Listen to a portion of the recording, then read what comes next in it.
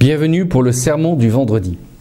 Le titre de ce sermon est « L'apôtre Paul a-t-il raison ?»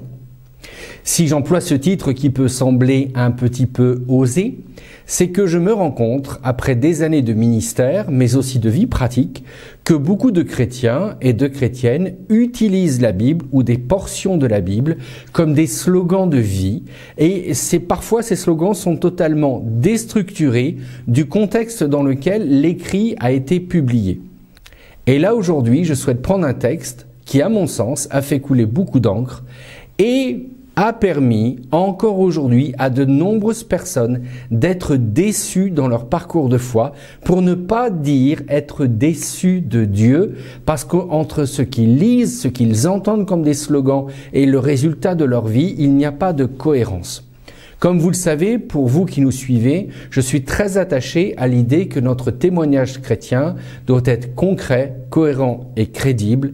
Alors regardons ce texte qui a déçu plus d'un chrétien, plus d'une chrétienne dans le monde, qui en déçoit encore aujourd'hui parce que nous prenons la Bible dans un sens qui, à mon sens, n'est pas conforme à l'idée originelle du texte.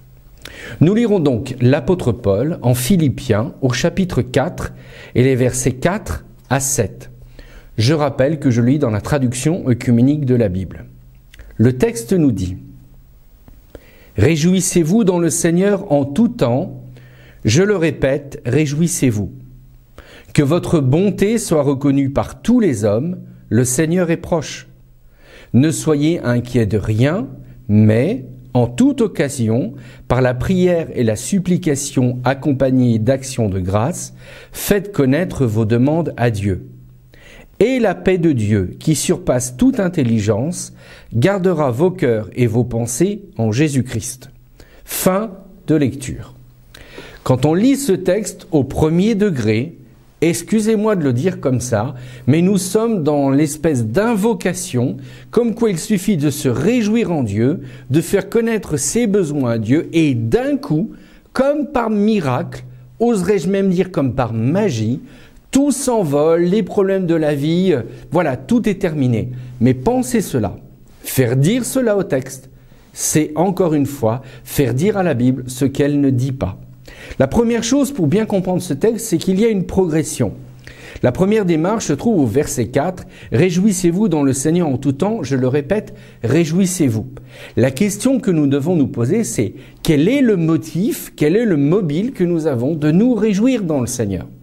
Eh bien, voyez-vous, pour les textes pauliniens, et pour nous encore aujourd'hui, notre première source de réjouissance, le fait d'être dans la joie dans le Seigneur, c'est que nous savons ce qu'est l'éternité pour chacun d'entre nous.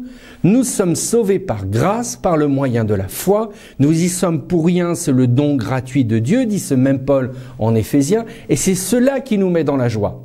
Mais ça ne veut pas dire que le quotidien de notre vie est si facile que cela à vivre. Néanmoins, si nous vivons notre présent avec l'idée de l'éternité, alors cela veut dire que dans notre présent de tous les jours, nous pourrons faire des actions, avoir même un état d'esprit qui reflètera intégralement l'idée de la perspective éternelle. Voilà pourquoi nous pouvons continuer de nous réjouir encore aujourd'hui, parce que nous vivons dans un éternel présent ici sur place dans notre vie de quotidien, qui peut avoir comme objectif d'être en liaison directe avec la réalité de l'éternité. Et c'est la raison pour laquelle vous et moi, nous pouvons nous réjouir dans le Seigneur. Maintenant, la suite, elle est là. L'apôtre Paul dit que votre bonté soit reconnue par tous les hommes, le Seigneur est proche. Pour comprendre ce texte, il faut bien l'analyser. Au départ, la première communauté chrétienne était convaincue que le Christ, le retour du Christ, que l'on appelle en théologie la parousie, allait être imminente. Ils s'attendaient tous à ne pas devoir écrire le Nouveau Testament, ni qu'il y ait des dénominations comme on est aujourd'hui. Et regardons les choses en l'état. Dans notre période, nous sommes en l'an 2017, après Jésus-Christ, alors que ce texte-là a été écrit dans le 1er siècle, juste après Jésus-Christ. Donc, ce qui veut bien dire que le Seigneur est proche. Pour eux, ils en avaient une perspective à court terme. Et nous encore, on sait très bien qu'il ne faut pas rentrer dans ce jeu-là. C'est une perspective à long terme.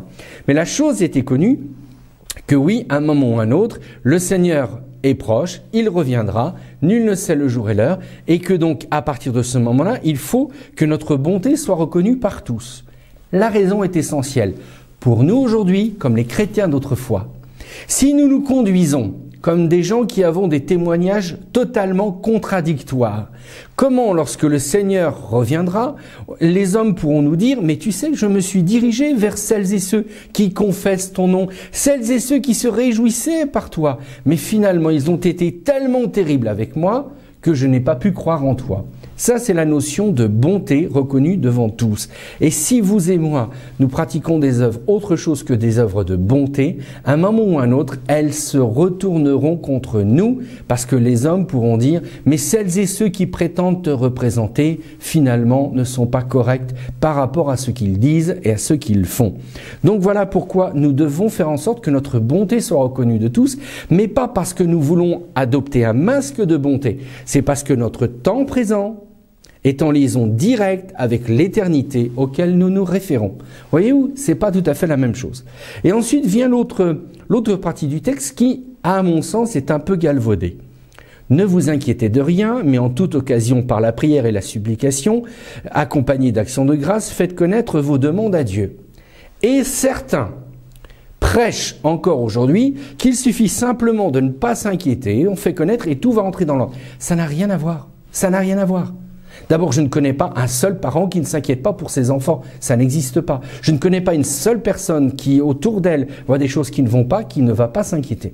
Mais là, le texte est intéressant puisqu'il est en référence directe avec ce qui est au-dessus. Ne vous inquiétez de rien quand vous n'avez plus l'envie de vous réjouir de votre salut éternel. Ne vous inquiétez de rien quand vous avez peur que votre bonté ne soit plus reconnue parmi les autres, parce qu'avec la prière, accompagnée d'actions de grâce et simplement de supplication, Dieu vous redonnera la volonté, vous redonnera de nouveau l'inspiration pour vous réjouir de votre salut et pour être bon envers tous les hommes. Vous voyez, c'est pas la même chose, c'est pas du tout une espèce de protocole un peu d'optimisme béat. Non, non, pas du tout. C'est que lorsque vous allez manquer comme on dit, d'énergie pour vous réjouir de votre salut, vous allez manquer d'énergie pour pratiquer la bonté envers tous, eh bien Dieu vous fait cette promesse. Si tu me pries sincèrement, si tu supplies près de moi, si tu fais des actions de grâce et que tu me fais connaître ça vraiment, je te donnerai toujours l'occasion à nouveau de te réjouir de ton salut. Je te donnerai toujours l'occasion à nouveau de pratiquer la bonté. Et ainsi, devant tous, eh bien, ils diront que toi, tu es véritablement mon enfant. Et ça, c'est la chose qui est la plus importante. Et voilà pourquoi le final est très important. Il dit, si on est clair là-dessus, donc je rappelle, se réjouir de notre salut, lié en l'éternité, pratiquer la bonté envers tous les hommes. D'ailleurs, c'est assez surprenant. Se réjouir du salut, c'est en lien direct avec notre relation verticale, et pratiquer la bonté, notre relation horizontale. Et quand on n'a plus d'énergie pour le faire, on peut présenter à Dieu des prières, des supplications accompagnées d'actions de grâce pour que Dieu nous donne de renouveler cette relation vers la verticalité et vers l'horizontalité que nous devons avoir envers notre prochain. Et là, l'apôtre Paul, il est clair. Il dit, si vous faites ça, la paix de Dieu, et oui, on y est, la paix de Dieu dans cette dimension verticale et horizontale que vous avez perdue, la paix de Dieu qui surpasse toute intelligence, parce que ceux qui ne savent pas ce que c'est de se réjouir de l'éternité et de pratiquer la bonté ne le savent pas, mais la paix de Dieu qui surpasse toute intelligence gardera vos cœurs et vos pensées en Jésus-Christ. Alors voyez-vous comme ce texte, il est magnifique. Finalement, c'est pas du tout un texte qui nous invite à ne pas nous inquiéter du quotidien, parce qu'on aura des inquiétudes les uns les autres. Mais c'est un texte qui nous appelle à nous positionner à nouveau dans notre relation verticale à Dieu, sauvés par grâce, vis ta vie avec l'idée de l'éternité, ça nous relie à Dieu, et dans l'horizontalité, la bonté pratiquée envers le prochain, et quand ni l'un ni l'autre de nouveau se renouvelle en toi et en moi, eh ben nous pouvons prier et demander à Dieu sa grâce par de la prière, de la supplication, et ainsi cette paix de Dieu qui descendra en nous gardera notre intelligence et notre cœur et nos pensées en Jésus-Christ. Waouh! Waouh! Quand on lit ce texte et qu'on fait l'effort de le remettre dans le contexte, on s'aperçoit que Dieu ne dit pas que ça va être facile de suivre, mais il dit que quand on prend un engagement de le suivre, eh bien, il est prêt à investir autant qu'il le peut si nous voulons vraiment nous présenter à lui par des prières, des supplications et des actions de grâce. Et n'oubliez pas une chose, s'il nous demande d'aimer Dieu de tout notre cœur, c'est la relation verticale. Il nous demande d'aimer notre prochain comme nous-mêmes, c'est la relation horizontale. Réjouissez-vous dans le Seigneur, que votre bonté soit connue de tous les hommes.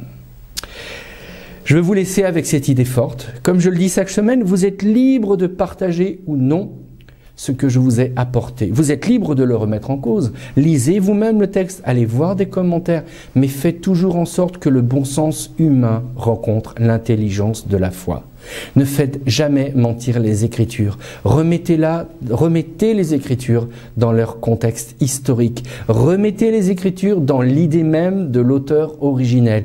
Et ainsi, vous verrez que nous avons beaucoup à apprendre de ces textes et non pas de nous gargariser à coups de slogans bibliques, mais bien de vivre les vérités bibliques dans le quotidien de notre vie qui nous appellent à nous réjouir dans le Seigneur en tout temps. Oui, je le répète, vous êtes sauvés par grâce, nous sommes sauvés par grâce. Voici un sujet de nous réjouir au quotidien et ce faisant, nous pourrons pratiquer la bonté envers tous les hommes. Que le Seigneur vous bénisse et vous garde et qu'il nous donne d'être des chrétiens, chrétiennes qui incarnent véritablement ce témoignage de foi dans le quotidien de notre vie. Amen.